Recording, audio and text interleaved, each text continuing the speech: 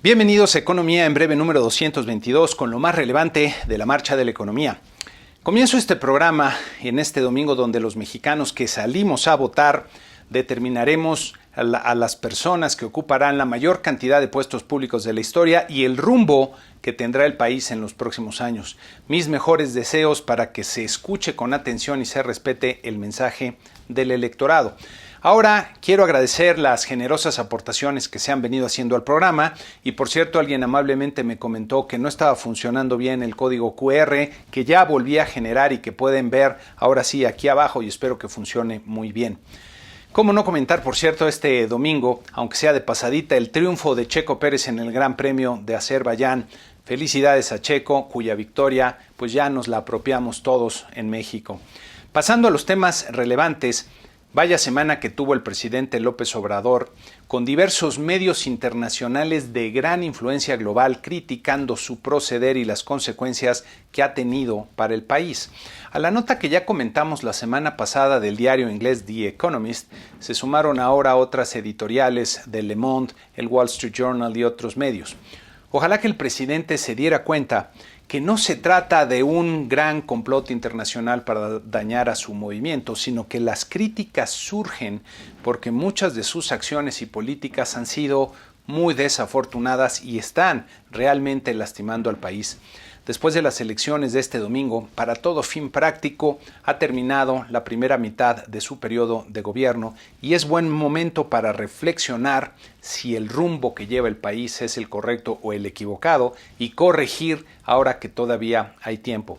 La degradación de México a la categoría 2 de la Agencia Federal de Aviación de Estados Unidos, que ya no comentamos la semana pasada, es un ejemplo claro de los problemas de funcionamiento en el gobierno federal, ya que se dejaron de cumplir los mínimos estándares de seguridad aérea para mantener la categoría 1. En otro ejemplo muy desafortunado, luego de que el presidente pidiera al gobierno de Estados Unidos retirar el apoyo financiero a Mexicanos Unidos contra la Corrupción y la Impunidad, argumentando que están en contra de su movimiento, la administración Biden anunció que aumentarán el financiamiento para la agencia de Estados Unidos que fondea a organizaciones que promueven la democracia y combaten la corrupción y el creciente autoritarismo. En el entorno global, destacó este fin de semana el acuerdo alcanzado en principio por los representantes del Grupo de los 7 para revisar el marco impositivo para las grandes empresas globales y aplicarles un impuesto global mínimo de 15%, evitando así o tratando de evitar que se elude el pago de impuestos al operar en diferentes geografías y que con ello se genere lo que llaman una competencia rumbo al fondo en las tasas de los impuestos corporativos en los países desarrollados.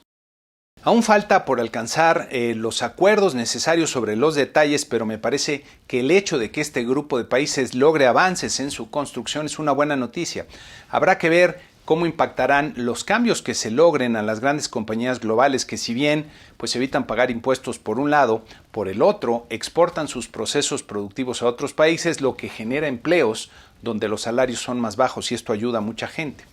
En esta gráfica puede verse cómo ha venido bajando la tasa promedio del impuesto a las ganancias de las corporaciones en las últimas décadas. Si bien con este tipo de acuerdos trata de ponerse un piso impositivo, digamos, parejo a las grandes empresas globales, sería muy bueno que esto estuviera también acompañado de estándares más elevados para el uso de los recursos públicos, que cumpla con criterios mínimos de rentabilidad social y eficiencia presupuestaria por parte de los gobiernos, porque los incentivos y la disciplina para los oficiales gubernamentales suelen generar el despilfarro de los escasos recursos públicos. En Estados Unidos, el reporte de empleo de mayo quedó nuevamente por debajo de lo esperado, creándose 550,000 nóminas no agrícolas cuando se anticipaban 650,000. Con este resultado se acumulan 2.391 millones de empleos no agrícolas creados en lo que va del año hasta mayo, pero todavía faltan por recuperarse 7.6 millones de empleos respecto a febrero del 2020.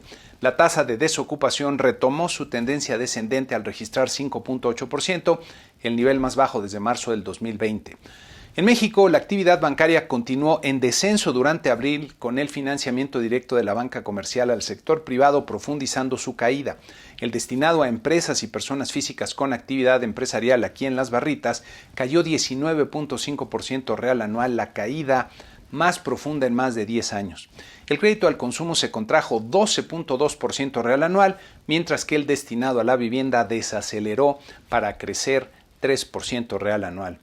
Al interior del crédito al consumo, el renglón de créditos personales ha sido el más afectado, registrando una contracción de 24.5% real anual, seguido de tarjetas de crédito que cayeron 11.9%, mientras que el crédito automotriz se redujo 8.4%. La caída del crédito puede atribuirse, diría yo, a dos efectos. Por un lado, los usuarios están demandando menos financiamiento, pero por el otro, los bancos están más cautelosos y restrictivos. Esta debilidad en el crédito llama la atención ante la abundante liquidez que hay en la economía para mantener las tasas de interés en niveles bajos y de hecho negativos en términos reales, y también a la par del rebote que estamos viendo en la actividad económica. Me parece que en los próximos meses seguiremos viendo un comportamiento débil del crédito bancario. Si las cosas caminan bien, tal vez a finales del año o a principios del siguiente podrían observarse ya tasas positivas. Sería recomendable para las empresas, especialmente las medianas y pequeñas, que traten de mantener la liquidez en sus balances, ya que el acceso al crédito se ve complicado durante algún tiempo. La encuesta de expectativas realizada por el Banco de México en el mes de mayo presenta, como anticipábamos, revisiones al alza en los pronósticos de crecimiento e inflación para el 2021. Para el PIB, el promedio del mercado pasó de 4.76% a 5.16% en la encuesta actual, lo que representa una mejora significativa. A la par del PIB, el crecimiento en los asegurados en el IMSS esperados para el año 2021 aumentaron de 435 a 460,000. Para dimensionar este pronóstico del empleo hay que darle, creo yo, la perspectiva adecuada. En esta gráfica tenemos la demanda de empleos nuevos que cada año hay en el país, que corresponde, digamos, a 2/3 partes del cambio en la población de 15 años y más. Más o menos 1/3 parte de la población de 15 años y más se queda en la población no activa y no disponible, son estudiantes y se están formando, y esto es bastante estable en el tiempo. Entonces, cada año deberíamos crear en promedio algo así como 1 millón de empleos para acomodar a los jóvenes que van a necesitar trabajo. Si ahora incluimos en la gráfica los empleos efectivamente creados de acuerdo con el cambio en los asegurados del IMSS, vemos que siempre se queda de ver. Si graficamos solo esta diferencia que denominamos como el faltante de empleos formales, entonces podremos ver el boquete que se ha abierto en el mercado laboral y que, a pesar de la mejoría que representan los pronósticos, quedará todavía este año y el que sigue por arriba de lo usual. Regresando a la encuesta de Banco de México, vemos que los pronósticos de inflación, tanto general como subyacente, aumentaron de forma apreciable para el 2021 y también el 2022. En lo personal, veo la inflación terminando el año más cerca del 6% que del 5%. También, como era de esperarse, el pronóstico del promedio del mercado para la tasa de interés de fondeo aumentó un poco, contemplándose ya el inicio de un ciclo al alza en la tasa de interés de referencia monetaria desde antes de que termine el presente año. Por cierto, si Banco de México comienza un ciclo de alza en la tasa de interés este año, me parece más probable que por lo menos veamos 100 puntos base de alza antes de que termine el 2022. En la percepción cualitativa de los analistas se presenta un resultado interesante y diría paradójico. Respecto al clima de negocios para los próximos 12 meses, el 61% de los encuestados espera mejoría en la economía, mientras que solo el 12% espera que empeore. Pero al preguntar por el momento para realizar inversiones, la mayoría percibe que es un mal momento y el 36% no está seguro y solo el 12% considera que es un buen momento para invertir. Una de las cosas que habrá que cambiar con rapidez para permitir que la economía de verdad agarre tracción para crecer con más fuerza es mejorar el entorno de negocios para la inversión, lo que implica fortalecer el Estado de Derecho por dos lados, diría yo, combatir de forma más efectiva la inseguridad y dar y favorecer la certeza jurídica, especialmente en las decisiones de políticas públicas. Las remesas que envían los trabajadores mexicanos en el extranjero a sus familias en México sumaron poco más de 4,000 millones de dólares en abril, lo que me parece refleja la captura de parte de los apoyos financieros otorgados por el gobierno estadounidense, así como el aumento que se ha dado en el empleo, y son una buena noticia, sin lugar a dudas. Las remesas se han convertido en el principal renglón de captación de divisas por arriba del turismo y del petróleo, y si bien ayudan al consumo de miles de hogares en el país, no bastan por sí solas para cambiar la tendencia del consumo privado, que es el componente más importante del mercado interno. El indicador IMEF presentó durante mayo repuntes en sus dos componentes, confirmando la mejoría que comenzaba a dibujarse en el mes de abril. Hay que recordar que el indicador busca medir los cambios de la actividad económica en el margen, es decir, respecto al mes precedente. La mejoría debe interpretarse con cuidado, ya que aún seguimos muy por debajo de los niveles de producción que había antes de que empezara la pandemia. Banco de México presentó su informe trimestral del primer trimestre, que contiene una lectura detallada de la marcha de la economía, pero del que destaca el cambio en sus pronósticos de crecimiento e inflación, diría yo. En esta lámina pueden ver cómo ajustaron al alza su pronóstico de crecimiento económico para el presente año de 4.8 a 6% en su escenario central. Con esta revisión, Banxico se une a la tendencia de ajustes al alza en los pronósticos del mercado, que viene luego de que los resultados han sido mejores a lo esperado en las cifras de actividad económica durante el primer trimestre. Para el 2022 la revisión es ligeramente a la baja, pero esto se explica principalmente porque el mayor crecimiento del 2021 genera una mayor base de comparación. Hay que notar que la tendencia central del crecimiento la perciben bajando gradualmente hacia el 2% al finalizar el 2020, como puede verse aquí, lo que puede interpretarse como el regreso a la tasa de crecimiento potencial que tiene el país y que está cerca de ese 2%, lo que representa desde mi punto de vista una tasa muy baja para las necesidades de desarrollo que tenemos y sobre todo porque con la abundancia de recursos, la posición geoestratégica privilegiada y las grandes oportunidades que se abren con los cambios en las políticas de Estados Unidos, con un país bien liderado, podríamos estar creciendo a tasas por arriba del 5% real anual. Regresando al informe de Banxico, hay una fuerte revisión al alza para la inflación prevista para el cierre del año, como ven aquí en esta gráfica de la inflación general. Por cierto, el 4.8% de Banxico se me hace muy optimista y para realizarse requeriría de sorpresas muy significativas a la baja en la inflación en los próximos meses. Me parece que la inflación del año estará más cerca del 6 que del 5%. En la gráfica puede verse una corrección muy rápida de la inflación anual durante el 2022 para terminar muy cerca de la meta oficial, de 3%. Si bien es cierto que al tener una base de comparación más alta en el 2021 esto ayuda a la reducción rápida de la inflación anual, creo que hay que tomar en cuenta que existe, un conflicto de interés en los pronósticos de inflación de Banco de México, ya que sus números tienen influencia sobre las expectativas del público y si salieran a pronosticar una inflación más elevada, esto podría contaminar las expectativas de inflación del público y también generaría más presión sobre su junta de gobierno para ajustar la política monetaria. Por estas razones creo que hay que considerar que los pronósticos de inflación de Banxico estarán siempre sesgados hacia el optimismo.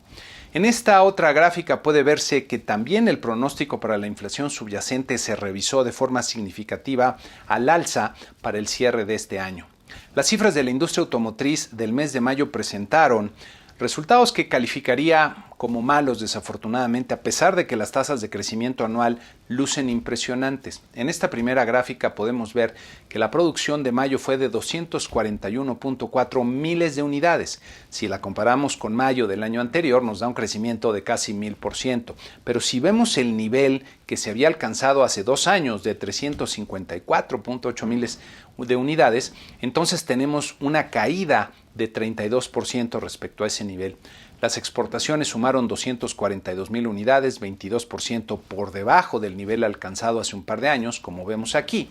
Y las ventas internas sumaron 85.7 miles de unidades, que están todavía 16% por debajo del nivel que había en mayo del 2019. Cabe notar que la industria automotriz se ha visto afectada por la escasez mundial de chips, de semiconductores, que ha propiciado cierres indeseados en las plantas de producción. Para la semana que inicia tendremos nuevamente mucha información importante, comenzando desde luego con los resultados de las elecciones de este domingo 6 de junio, que ya estaremos comentando cuáles pueden ser sus repercusiones la siguiente semana. Me parece que la atención nacional estará enfocada en ver sobre todo si Morena y sus aliados en el poder lograron mantener su presencia en la Cámara de Diputados Federal y si ganan las gobernaturas que se esperaban. Por la forma en que ha evolucionado el entorno político, la elección se convirtió de facto pues en un referéndum para el presidente López Obrador y su política y su gobierno. Si logran mantener su mayoría y se percibe un amplio respaldo del electorado, el presidente podrá seguir empujando su proyecto argumentando que es justo lo que está mandando el pueblo. Si por el contrario pierden espacios de forma notoria, entonces sería deseable que reflexionaran sobre lo que está pidiendo el electorado e hicieran cambios significativos en la estrategia, ya que la autoproclamada autoridad moral de López Obrador se vendría abajo con un fuerte revés electoral.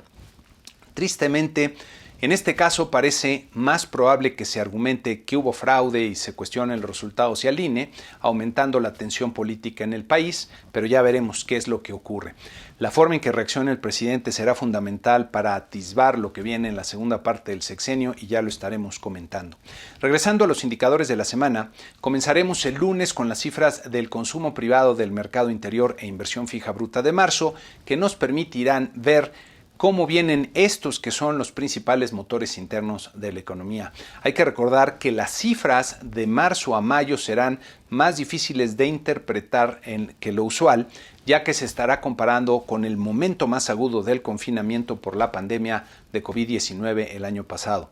La encuesta Citibanamex permitirá ver cómo se están ajustando las expectativas, especialmente diría para la inflación y para la política monetaria. El martes tendremos la visita de la vicepresidente de Estados Unidos, Kamala Harris, al país, que platicará principalmente de temas de migración y seguramente de seguridad nacional con el presidente López Obrador, a ver qué noticias se generan de esta reunión. El miércoles tendremos la inflación de mayo y las ventas de nuestros amigos de la Asociación Nacional de Tiendas de Autoservicio y Departamentales. El viernes tendremos las cifras de la actividad industrial del mes de abril, que nos permitirán ver cómo comienza el segundo trimestre del año en esta importante división de la actividad económica, y hay que recordar que van a ser cifras difíciles de interpretar, y también podrían publicarse los asegurados en el IMSS, que normalmente salen el día 12. En el mundo tendremos decisiones de política monetaria de los bancos centrales de Canadá y en Europa, y en Estados Unidos pues no hay básicamente indicadores a destacar. Para la sección Da Vinci de esta semana les tengo dos reflexiones. La primera es una perla de sabiduría de Will Durant, filósofo e historiador cuyos libros deberían de estar en la biblioteca de toda persona que se considere bien educada, como por ejemplo Las grandes mentes e ideas de todos los tiempos, de donde sale esta reflexión. Decía el señor Durant: veo la historia no como la triste escena de la política y la carnicería, sino como la lucha del hombre a través del ingenio con la obstinada inercia de la materia y el desconcertante misterio de la mente, la lucha para entender, controlar y reinventarse a uno mismo y al mundo. Me parece que no es coincidencia, por cierto, que la lucha es primero al interior, hacia uno mismo, y después hacia el mundo. La segunda reflexión es sobre la tradición que hay en el mercado accionario de Nueva York, donde cada vez que termina una jornada, luego del campanazo final, los presentes aplauden para celebrar y agradecer que pudieron operar en libertad por un día más en una de las instituciones que hacen de su economía una de las más poderosas del mundo. Hoy en México terminó una jornada electoral muy importante y creo que debemos celebrar que pudimos salir a votar en libertad para darle vida a nuestra democracia y dar gracias por este gran derecho que costó mucho trabajo conquistar y que hay que defender. Hay que agradecer, por cierto, también a todos nuestros conciudadanos que estuvieron en las casillas trabajando para hacer posible la elección, y a muchos que seguramente se quedaron como voluntarios para que la casilla se instalara, como por cierto fue el caso de mi esposa en su casilla, cuando alguno de los funcionarios elegidos pues no llegó por alguna razón y corría el riesgo de no instalarse. Ya estaremos comentando más adelante las repercusiones que vendrán de las elecciones, pero por lo pronto hay que celebrar y defender nuestra democracia. Y con esto concluimos este programa número 222 con las invitaciones usuales a suscribirse al canal en YouTube, a que si el video les pareció útil, le den like y lo compartan entre aquellos a los cuales les puede ser también de utilidad, que pongan sus comentarios en las redes sociales donde los subo o me manden un correo, esto me ayuda mucho, y desde luego que aporten en las opciones que tienen aquí para corresponder al valor que encuentran al programa para apoyar su desarrollo. Muchas gracias y que tengan una excelente semana.